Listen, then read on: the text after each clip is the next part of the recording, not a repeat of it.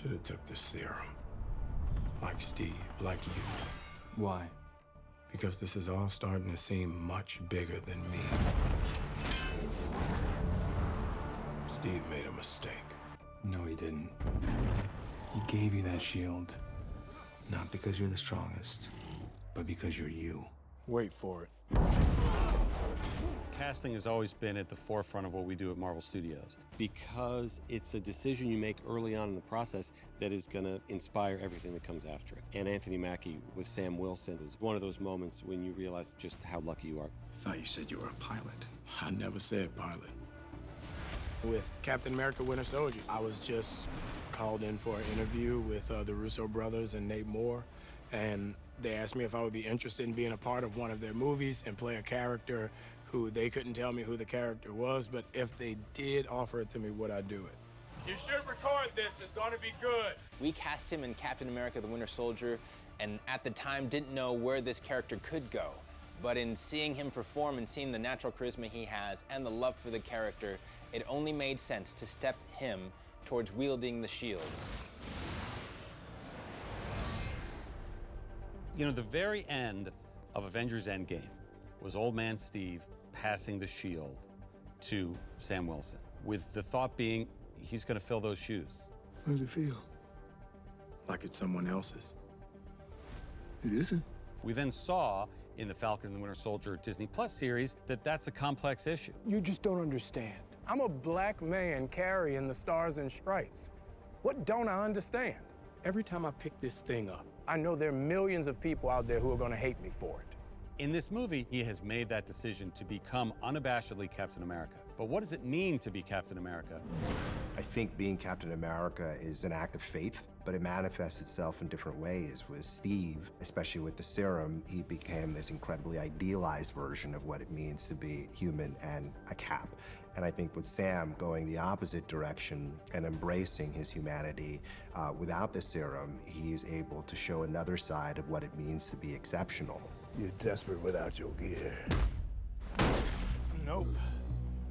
Just a little meaner. Sam is a regular guy picked off the street, and he found himself in a room with a bunch of superheroes. So him being the eyes and ears of every regular person that would be thrust into this universe and this world, I think means a lot to audiences, and that makes him easily relatable. He is from an actual place. He is from an actual neighborhood, and he has actual parents. It's not this fantastical world that you could never go to. It's like, nah, he's from the swamps of Louisiana. We can start a damn tour of Sam Wilson's neighborhood. You know what I mean? Like, we can go there. Steve gave people something to believe in, but you give them something to aspire to. It's very important to me to remember that Sam is a soldier first. He's a counselor of soldiers. He's a leader of men. Look, if we can't see the good in each other, we've already lost the fight. He's a superhero that has no superpowers. You know, his wit and his charm are his superpowers. His heart is a superpower. So just the idea of just sheer ability with super serum and not makes him completely different than Steve. You want me? Come and get me! From the show, it was established that Sam was given a new suit. It was a Wakandan suit. It was something that just fit his character and paid tribute to what was in the comics. He's been Captain America now for a few years, and we felt like he deserved kind of a sleeker look. In every movie, Sam's suit has changed and evolved and become more technologically savvy, and it's become more Avenger-esque. Red Wing, a little help!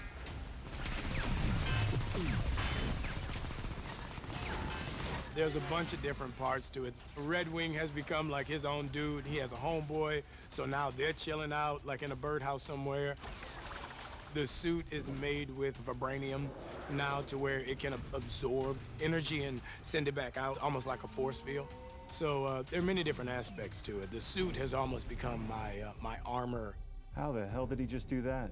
Cap's gear was a gift from the Wakandans for helping them out. I heard even the wrapping paper was made of vibranium. No, man, I'm kidding. The challenge with making a superhero suit is taking a comic book drawing or a flat two-dimensional drawing and make it something that can really be worn, that can really function for the actors. We accomplish that by using a variety of materials. The base of the suits, taking some stretched chino twill like you would see on a pair of khakis, and utilizing HD printing to give it texture and depth to the costume. All of the pieces you see, his gauntlets and his greaves on his legs, and the star and his buckle, are all made of molded urethane. And the way we get there is you first 3D model it, then you print it on a 3D printer, which takes about 20 hours. Then it gets a automotive quality paint job, and that ends up with what you see here. We have taken the attitude that we are a continuation of Falcon Winter Soldier in terms of the shield. These are spun aluminum. There's only 2 vendors in America that I have found that are able to spin something that big. It's a 24-inch diameter metal spun piece. We spin it all as one piece, and then we chop it up to get the engraving here. These are real deep indentations. So this gets cut up into 32 pieces and then put back together, piece back together. All the hardware is behind, inside this fiberglass piece here to hold all these bits together. It used to be solid metal. The reason the back of it now is fiberglass is I bored everything out, got all the hardware in there. I've got it down to 7 pounds. It's a really difficult prop to make. I feel good about it. We saw in The Falcon and the Winter Soldier that he left his wings with somebody. And by the time this movie starts, Joaquin has taken on the new mantle of Falcon. Much like Sam, Joaquin grew up going into the military and, you know, not seeing heroes that looked like him. And so I think something that goes a long way for his character is that he's been able to follow the footsteps of Sam Wilson. And Sam's kind of taken him, you know, for lack of a better word, but he's taken him under his wing. Tell me I don't make your old gear look brand new. You got on the greaves upside down. I'm joking. You look good, man. We get to explore what that partnership is, and I think there is a mentorship element to it as well. I mean, literally in person, whenever Anthony's saying anything, I'm like, all right, what is he saying? Why is he saying it? As I take this mantle from him. So I think there is some comfort. There is a brotherhood being built. If you laugh, we're gonna have to do it again. I think there's a specific way that he handles Joaquin and allows Joaquin to just be himself in the eyes of the world around him that reflects a lot of the beats and angles that Sam Wilson had in Captain America Winter Soldier, when this world just brings you in and all of a sudden you're a part of it. You know, for him to build now to where he's in the sky with me, I think Danny really brings a fun, youthful exuberance to that character. Gotta get our birds in the air.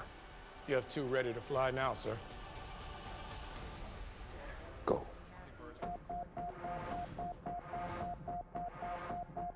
There was a lot of wire work on this movie, and more than I've ever done in any other Marvel movie. I'm gonna stick this landing.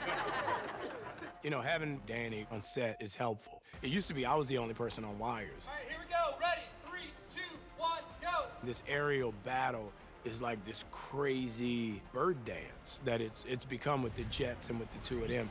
Stay close and don't get yourself killed. No dying. Copy that. It's interesting to be up there and like being like the aerodynamics of my body are incredibly important, and it's a massive orchestrated production where you have someone in a different suit that gets kind of colored out at the same time helping you bank. There was a lot of research and stuff that went into it. Just the simple idea of landing. You know, when you watch a bird land, a bird with webbed feet lands very different than a bird with regular, you know, 3-toe feet. So it's just coming into something that matches in between that and giving the director something that actually looks like you've flown before, which none of us have flown before. But we're supposed to show up and be like, yeah, of course we've flown before. That was a bird landing, not a duck landing. Those the type of research you have to do coming to set to make sure that you're ready to play a character like this. Oh, cut the check. That was it, guys. Oh, that's lunch. Becoming a Captain America, becoming the first Black Captain America, means you have to figure out how you're going to define that and how you're going to define yourself, how you see yourself, how you want the world to see you. And that's something that everybody's grappling with. What does it mean to define myself, and what am I going to leave behind by the choices I've made and the legacy I create for myself? You're always on point. Because if I'm not on point, I feel like I let down everyone else who's fighting for a seat at that table. That's pressure, man. It weighs on you. Makes you wonder if you'll ever just be enough. I've been in this business 22 years, and I studied 11 years before those 22 years to master my craft. So to be given the opportunity to play Captain America means a lot. It's very personal. It's exciting for, my kids to be able to see me as Captain America. And that's why I come to set every day with a smile on my face and no chip on my shoulder. It's the only place where I can truly be myself, because I know everybody on set is happy that I'm there, and I'm so appreciative that they're there. Because we could be anywhere. Instead, we're making Captain America. That's huge.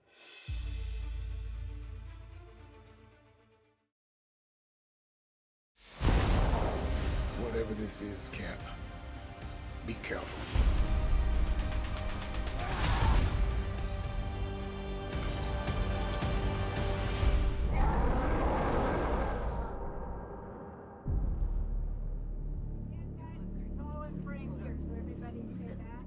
Captain America is a big screen icon. But in this film, we really wanted to put Sam through the paces to show that he is Captain America. Yeah! The threats are bigger than what we've seen in the past, and you see Sam Wilson fight enemies that seem way beyond his weight class.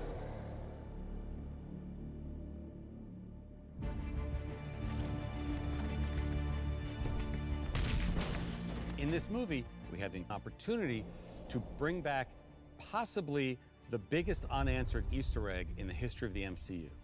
And that goes back to The Incredible Hulk, which is when Samuel Stearns got into a lab accident, and fans of the comic knew that was our foreshadowing, our hinting that he will become one of the biggest, most classic comic book villains of all time, the Leader.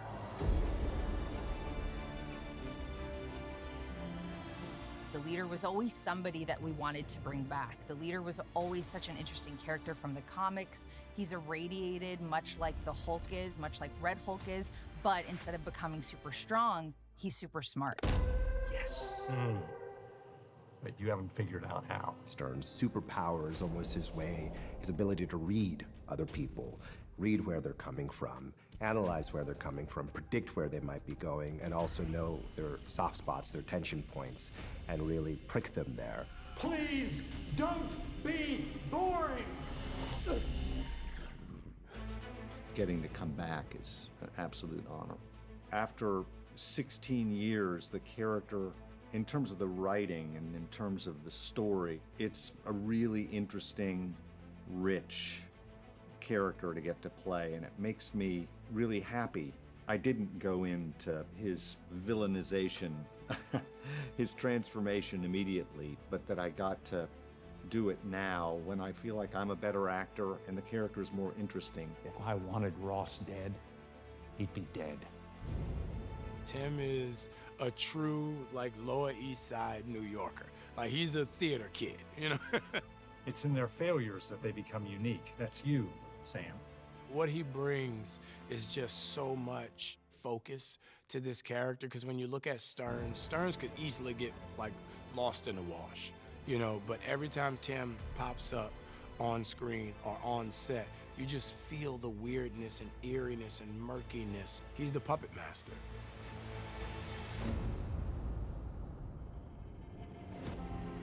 There's an Icarus-like aspect to Stearns because his zeal for knowledge and his obsession with science takes him too perilously close to the possibility of power. Samuel Stearns. It takes an awful lot to surprise me. I was intrigued by the truth of that inside of the character and what can happen if you fly too close to the sun. And that's certainly what happens with Stearns because he gets irradiated. and that leads to some awful temptations.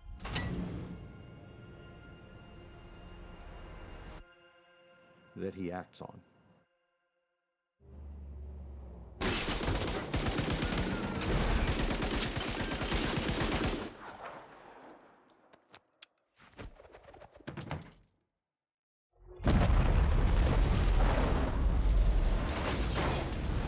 Sidewinder, this role for me is a fierce role. This is a role that I'm not just, silent, saying a couple of words, scaring you with my eyes. This guy can back it up with his physicality.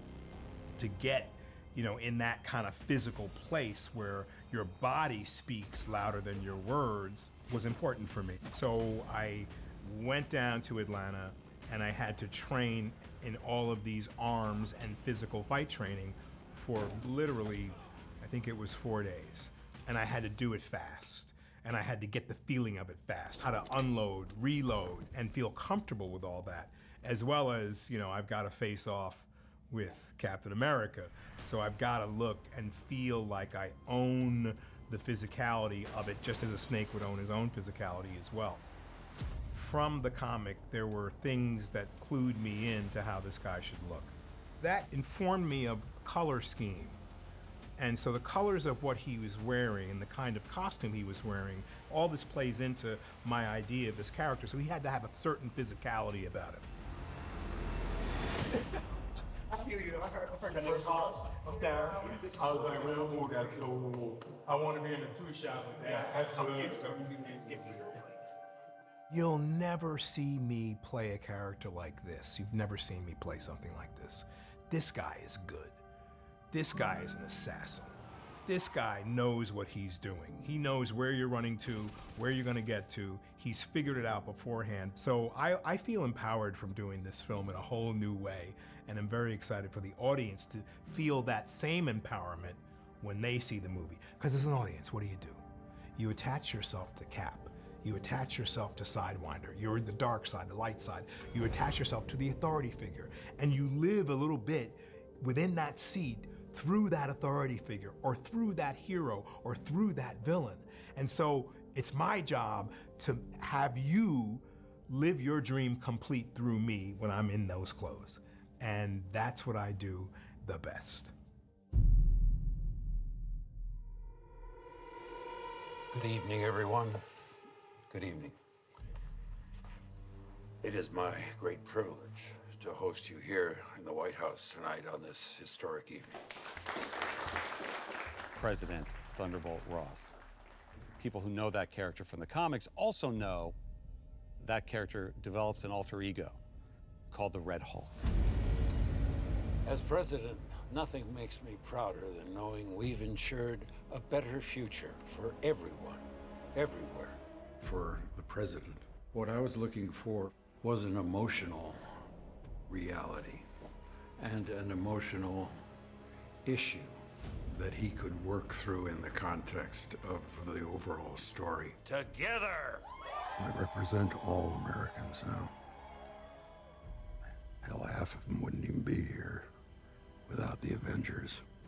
Sam and Ross have a very interesting relationship, just simply because of their background with the U.S. military and the U.S. government.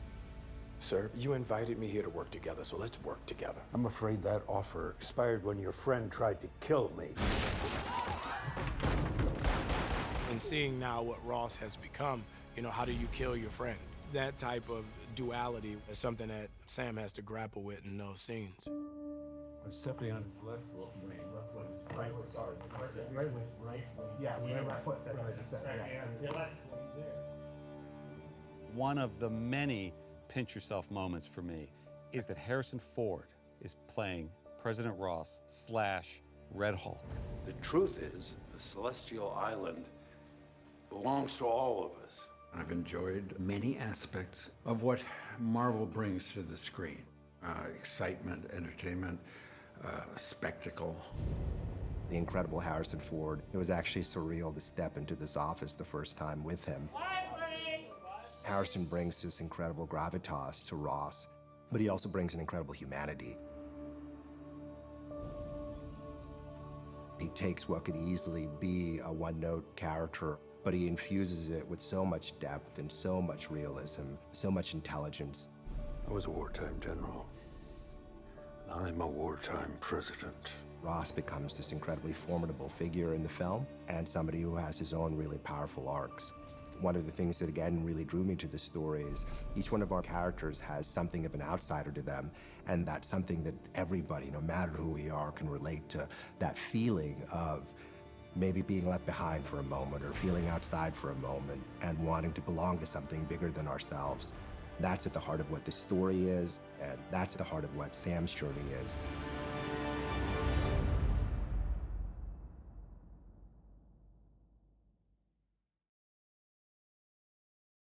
Okay, it's on. Oh, keep it there. Oh.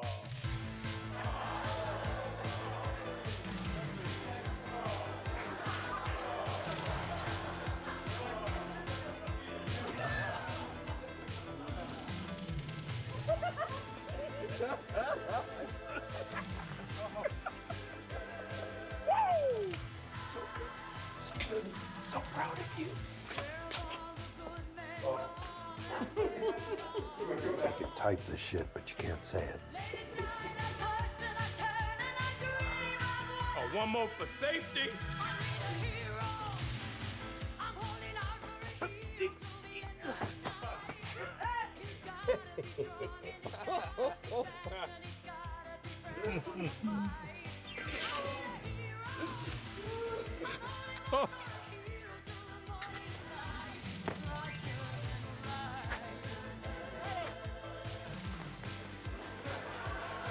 I'm Captain America!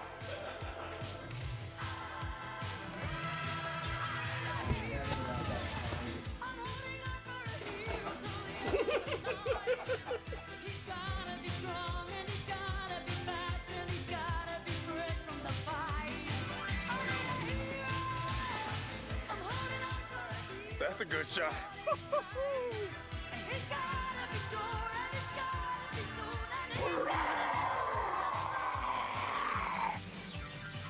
What the God, do it again. God.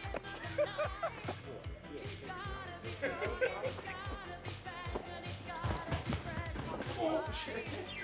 Oh, that's what happened. And now, ready. Cut the check. That's it. Where the is Steve? Steve Rogers? He's not here.